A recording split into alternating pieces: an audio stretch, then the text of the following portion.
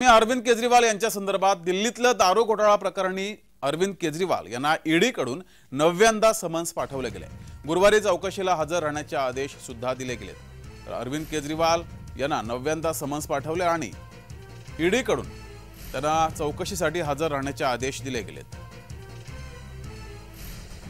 2 दिवसापूर्वीच न्यायालयाकडून अरविंद केजरीवाल यांना दिलासा दिला गेला होता।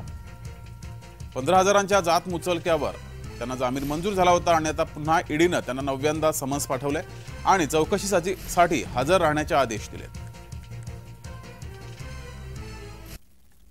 आम आदमी पार्टीची भ्रष्टाचाराच्या विरोधात या देशात एक खूप मोठी लढाई त्यांनी उभी केली आणि अतिशय यशस्वी असे अरविंद केजरीवालजी ज्यांना दिल्लीच्या जनतेने त्यानंतर पंजाबमध्ये पक्ष वाढतोय। त्यामुळे देशामध्ये अनेक ठिकाणी आम आदमी पार्टी भ्रष्टाचाराच्या विरोधात लढते।